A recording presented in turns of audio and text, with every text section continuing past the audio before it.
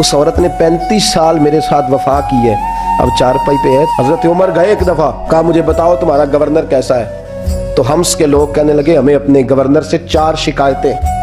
कौन कौन सी? तो पहली बात तो यह है कि गवर्नर साहब को चाहिए फजर के वक्त आए। ये सूरज निकल आता है तो बाहर आते हैं घर से, सूरज निकल आता है तो आप कह के तो देखिए किसी मामूली सरकारी मुलाजम से भी, फिर आप देखिए आपका क्या बनता है। कहा ये सूरज निकलते वक्त आते हैं। दूसरी शिकायत यह है कि दिन को मिलते हैं रात को नहीं मिलते। तीसरी शिकायत यह है कि महीने में एक दिन मिलते ही नहीं गवर्नर साहब। चौथी शिकायत है कि रोते हैं, कभी कभी इतना रोते हैं कि बेहोश हो जाते हैं। हजरत फारूक आदम ने खड़ा कर लिया, फरमाया सही तेरी शिकायत आई हैं, हुजूर हुक्म। फरमाया सुना है, पहले तू फजर के वक्त आ जाता था लोगों के मसाइल सुनने, अब तू सूरज निकलते वक्त आता है। कहा हुजूर बीवी बीमार हो गई है और घर में नौकर तो है कोई नहीं, तो मैं सवेरे उठता हूँ तो पहले नाश्ता बनाता हूँ, बच्चों को खिलाता हूँ। उस औरत ने 35 साल मेरे साथ वफा की है, अब चारपाई पे है तो मैं उसके मुंह में लुकमे डालता हूँ। कहा उसे खाना खिला के जब वो दुआ देती है तो फिर निकलता हूँ।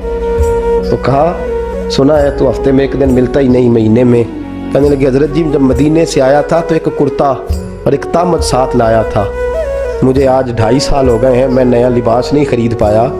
मैंने अर्ज की मैं इस धरती पे बसने वाले लोगों की दास्तान सुना रहा हूँ। कहा मैं अपनी तामद धोकर खुश्क होने को डाल देता हूँ, उसे आधा दिन लग जाता है, खुश्क होती है तो तामद पहन के कमीज धो लेता हूँ और फिर कमीज डाल देता हूँ। हजरत जी सारा दिन बीत जाता है तो बाहर नहीं आ पाता। हजरत उमर फारूक की गर्दन झुक गई। कहा सुना है तू रात को मिलता ही नहीं। ये लफ्ज कहे तो हजरत सईद बिन आमिर कहने लगे ये मेरा राज था, आप मेरे अमीर ना होते तो कभी फाश ना करता। दिन मैंने बंदों के लिए रखा है, रात अपने रब के लिए रखी हुई है। मैं रात की तन्हाइयों में अपने करीम की बारगाह में जाता हूँ और मैं सारे दिन के गुनाहों की माफ़ी मांगता हूँ।